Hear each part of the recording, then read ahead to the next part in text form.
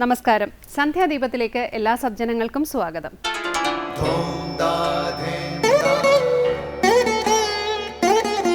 ശുഭം ഭവതു കല്യാണമായുസാരോഗ്യവർദ്ധനം സർവദുഃഖ വിനാശായ സന്ധ്യാദീപം നമോസ്തുതേ. നാമം ജപായനം പുണ്യം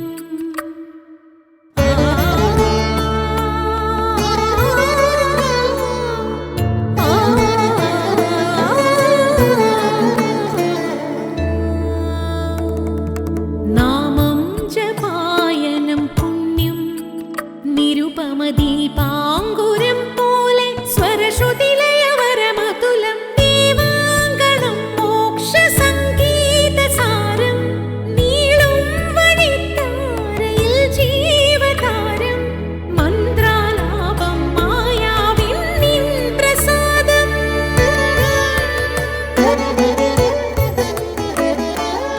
ഇരുൾ നീങ്ങിയുണരുന്ന തെളിനാളദീപം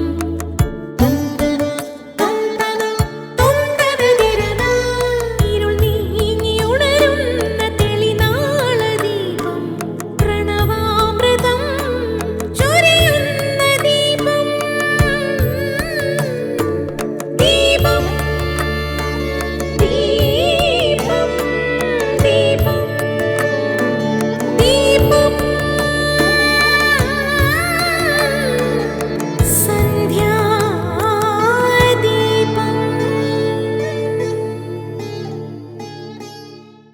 യഥാർത്ഥ വിവേചന ശക്തിയിൽ നിന്നുള്ള അറിവ് നേടാൻ കഴിവുള്ളവരാണ് പ്രജ്ഞയുള്ളവർ. മഹാഭാരതത്തിൽ പ്രജ്ഞ അന്ധമായി നിലകൊള്ളുന്ന ഒരവസ്ഥയാണ് ധൃതരാഷ്ട്രരിൽ കാണാൻ കഴിയുന്നത്. ജീവാത്മാവിൻ്റെ വികാസത്തിലെ ഒരു ഘട്ടമാണിത്. ഗീതയിൽ ആദ്യം അവതരിപ്പിക്കുന്നത് അഹന്തയും മമതയും കൊണ്ട് മൂടപ്പെട്ടിരിക്കുന്ന അന്ധപ്രജ്ഞനായ മനുഷ്യനെയാണ്. പക്ഷേ ഗീത മുന്നോട്ട് പോകും തോറും ആ മനുഷ്യജീവൻ്റെ വികാസ പരിണാമങ്ങൾ കാണാൻ സാധിക്കും. ആത്മവികാസത്തിൻ്റെ ചരമാവസ്ഥയിലെത്തുന്ന ജീവാത്മാവിന് അല്ലെങ്കിൽ പൂർണ്ണത പ്രാപിക്കുന്ന ജീവനിൽ സംഭവ പരമ്പരകളിലൂടെ അവതരിപ്പിച്ചുകൊണ്ട് ഗീത ആത്മവികാസത്തിൻ്റെ പരിപൂർണത വരച്ചു കാട്ടുന്നു. ഗീത തുടങ്ങുന്ന ശ്ലോകത്തിൽ ധൃതരാഷ്ട്രർ മാമക എൻ്റെ ആളുകൾ എന്ന പദമാണ് ആദ്യം ഉപയോഗിക്കുന്നത്. അത് അദ്ദേഹത്തിൻ്റെ പ്രജ്ഞയുടെ അന്ധത വരച്ചു കാട്ടുന്നു. തുടർന്ന് ശ്രീ കാവാലം ശ്രീകുമാർ ഭജഗോവിന്ദം ആലപിക്കുന്നത് കേൾക്കാം.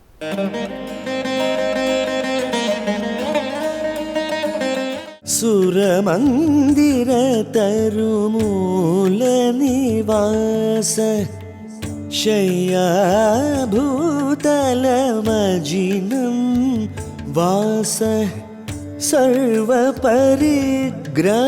ഭോഗ ത്യാഗ സർവപരിഗ്രഹ ഭോഗ ത്യാഗ കസ്യ സുഖം ന കരോതി വിരാഗഃ കസ്യ സുഖം ന കരോതി വിരാഗഃ ഭജ ഗോവിന്ദം ഭജ ഗോവിന്ദം ഗോവിന്ദം ഭജ മൂഢമതേ.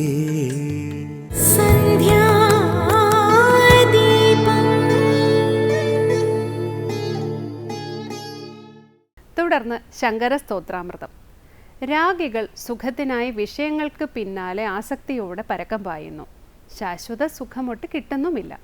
എന്നാൽ സർവരാഗങ്ങളും ഒഴിഞ്ഞിരിക്കുന്ന വിരക്തനാകട്ടെ ആനന്ദ സ്വരൂപത്തിൽ കഴിയുന്നു. എങ്ങനെ ശാശ്വത സുഖത്തെ പ്രാപിക്കാമെന്നറിയാതെ ഭ്രമിക്കുന്നവരാണ് അധികവും. ഭജഗോവിന്ദത്തിലെ 7-ാം ശ്ലോകത്തെയാണ് ഇന്ന് ശങ്കരസ്തോത്രാമൃതത്തിൽ സ്വാമി ചിദാനന്ദപുരി വിവരിക്കുന്നത്.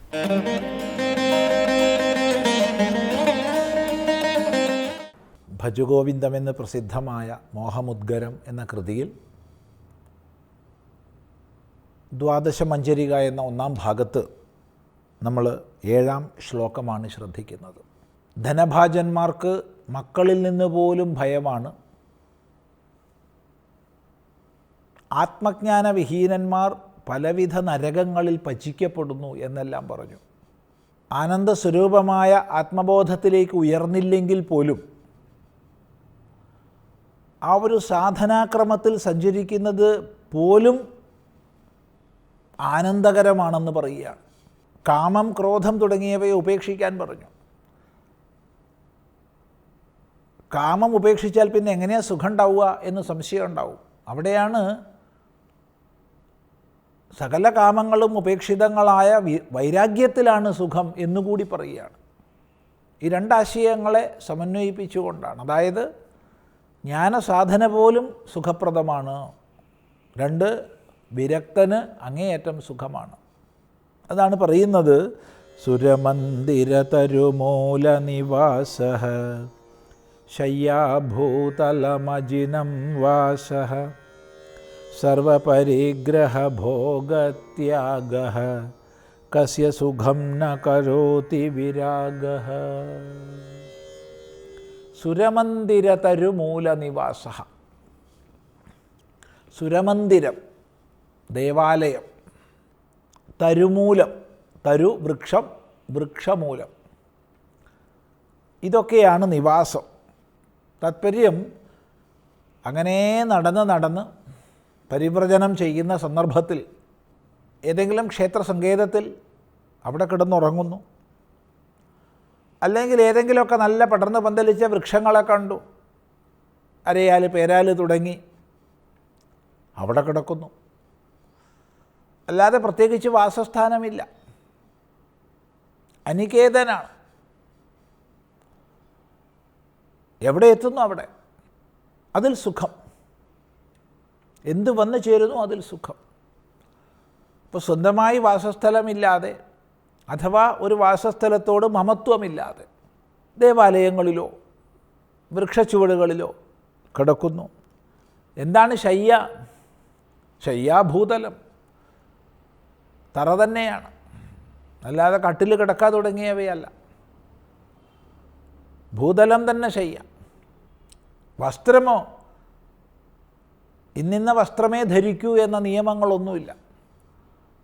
ഞാൻ സന്യാസിയാണ്, അതുകൊണ്ട് കാഷായ വസ്ത്രമേ ധരിക്കൂ, അല്ലെങ്കിൽ ഞാൻ വെള്ള വസ്ത്രമേ ധരിക്കൂ, മഞ്ഞ വസ്ത്രമേ ധരിക്കൂ, അങ്ങനെയൊന്നുമില്ല. എന്താ കിട്ടണമെന്ന് വെച്ചാൽ അത് ധരിക്കുക. കുറച്ച് കഴിഞ്ഞാൽ രഥ്യാചർപ്പട വിരചിത ഗന്ധ എന്ന് പറയാൻ പോകുന്നുണ്ട്. രഥ്യാചർപ്പട വിരചിത ഗന്ധ. രഥ്യ, രഥത്തിനനുകൂലമായത്, രഥം പോകുന്നതിന് അനുകൂലമായ രാജപാതയാണ് രഥ്യ. നല്ല വിശാലമായ വഴി, റോഡ്. ആ റോഡിൻ്റെ വശങ്ങളിലുള്ള കീറത്തുണികൾ, അതാണ് രഥ്യാചർപ്പടങ്ങൾ. അവ കൊണ്ട് വിരചിതമായ ഗന്ധമാണ്, ശരീരമാണ്. പക്ഷേ വഴിയോരത്തുള്ള കീറത്തുണികൾ കിട്ടിയാൽ അത് ഉടുക്കുന്നു, അല്ലാതെ ഇന്നത് ഉടുക്കണമെന്നില്ല.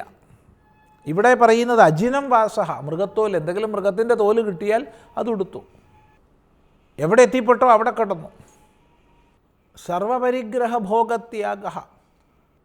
ഇതെനിക്ക്, ഇതെൻ്റെതെന്നും പറഞ്ഞ് നമ്മൾ പലതിനെ പരിഗ്രഹിക്കുകയാണ്. എന്തിനെയൊക്കെ പരിഗ്രഹിക്കുന്നു എന്ന് പറയാൻ വയ്യ. എന്തിനെയൊക്കെ കാണുന്നു അതൊക്കെ വേണം തോന്നുക, അത് കൈക്കലാക്കാൻ പരിശ്രമിക്കുക, എന്നിട്ട് കൂട്ടിവെക്കുക, എൻ്റേതെന്ന് അഭിമാനിക്കുക. അങ്ങനെയാണ് നമ്മൾ. ഇതെൻ്റെ വീട്, ഇതെൻ്റെ വസ്ത്രം, ഇതെൻ്റെ പത്നി, ഇതെൻ്റെ പതി, ഇതെൻ്റെ സമ്പത്ത്, ഇങ്ങനെ എണ്ണിയാൽ ഒടുങ്ങാത്തത്ര പരിഗ്രഹങ്ങളാൽ ബദ്ധരായിട്ടാണ് കഴിയുന്നത്. എന്നാൽ ഈ വിരക്തനാകട്ടെ സർവപരിഗ്രഹങ്ങളെയും ഭോഗങ്ങളെയും ത്യജിച്ചിരിക്കുകയാണ്. അവയുള്ള ഭോഗാസക്തി അതിക്രമിച്ചിരിക്കുകയാണ്. ഇങ്ങനെയുള്ളതായ വിരാഗ, വൈരാഗ്യം, രാഗമൊഴിഞ്ഞ അവസ്ഥാവിശേഷം. രാഗമെന്നാൽ പദാർത്ഥങ്ങളോടുള്ള ഒട്ടിച്ചേരലാണ്. സുഖാനുശയി എന്ന് രാഗത്തെ നിർവചിക്കാറുണ്ട്. സുഖത്തിനായിക്കൊണ്ട് പദാർത്ഥങ്ങളോടുള്ള ഒട്ടിച്ചേരൽ. ഒന്നുകൂടി വ്യക്തമായി പറഞ്ഞാൽ, അപ്രാപ്തമായ വസ്തുവെ സുഖത്തിനായിക്കൊണ്ട് ആഗ്രഹിക്കുന്നത് കാമമാണ്. അങ്ങനെ കാമിക്കപ്പെട്ട വസ്തു പ്രാപ്തമായെന്ന് വിചാരിക്കുക. അങ്ങനെ പ്രാപ്തമായതിനെ കൈവശം വെച്ചുകൊണ്ടിരിക്കുമ്പോൾ അതിലുള്ളൊരു സുഖം, ആ സുഖത്തിനായിക്കൊണ്ട് അതിനോടുള്ള ഒട്ടിച്ചേരൽ, ആ ഒട്ടിച്ചേരലിനാണ് നമ്മൾ രാഗം എന്ന് പറയുക. ഈ ലോകത്തിലെ വിഷയങ്ങളിൽ രാഗം, താൻ കണ്ടിട്ടില്ലെങ്കിലും പലരിലൂടെ കേട്ടറിവുള്ള പരലോകത്തിലെ വിഷയങ്ങളിൽ രാഗം. ഈ രാഗമെല്ലാം ഒഴിഞ്ഞ അവസ്ഥയാണ് വിരാഗ. അപ്പോൾ പരിപൂർണ വിരക്തനായി ബാഹ്യങ്ങളായിരിക്കുന്ന യാതൊന്നിലും തന്നെ കാമാസക്തിയില്ല. അങ്ങനെ സകല ആസക്തികളും വെടിഞ്ഞിട്ടുള്ള വിരക്തൻ്റെ ത്യാഗിയുടെ ഒരു ജീവിതക്രമമാണിവിടെ പറഞ്ഞത്. സുരമന്ദിര തരുമൂല നിവാസ ശയ്യാഭൂതലം അജിനം വാസ സർവപരിഗ്രഹ ഭോഗത്യാഗ. ഇത് ആർക്കാണ് സുഖത്തെ ചെയ്യാത്ത? കസ്യ സുഖം ന കരോതി. ആർക്ക് സുഖത്തെ ചെയ്യുന്നില്ല എന്ന് പറഞ്ഞാൽ ഈ അവസ്ഥയിലെത്തിയാൾക്ക് സുഖമേ ഉള്ളൂ. എപ്പോഴും വിരക്തൻ എപ്പോഴും സുഖമേ ഉള്ളൂ. പക്ഷെ വിരക്തനെ കാണുന്നൊരു ലൗകികം ചിന്തിക്കും, പാവം ഇയാൾക്കൊന്നുമില്ലല്ലോ, ഇയാൾക്ക് എങ്ങനെയാണ് സുഖം ഉണ്ടാവുക? കാരണം അവൻ കണക്കാക്കുന്നത് ബാഹ്യവസ്തുവിൽ നിന്നാണ് സുഖമെന്നാണ്. സുഖം ബാഹ്യവസ്തുവിൽ നിന്നല്ല, സുഖം അവനവൻ്റെ മനോഭാവമാണ്. ഈ ഒരു വിരക്തിയുടെ ഭാവന വന്നു കഴിഞ്ഞാൽ അവൻ എപ്പോഴും സുഖം മാത്രമേ ഉള്ളൂ. അതാണ് കസ്യ സുഖം ന കരോതി വിരാഗ. അങ്ങനെ വിരക്തിയുടെ മാർഗത്തെ പ്രശംസിച്ചു. തുടർന്ന് നമുക്ക് അടുത്ത പ്രാവശ്യം ശ്രദ്ധിക്കാം. അടുത്തതായി ദീപാരാധനയാണ്. ക്ഷേത്ര സന്നിധിയിലെത്തി മംഗളാരതി തൊഴുത് ഇന്നത്തേക്ക് മടങ്ങാം. എല്ലാവർക്കും നമസ്കാരം.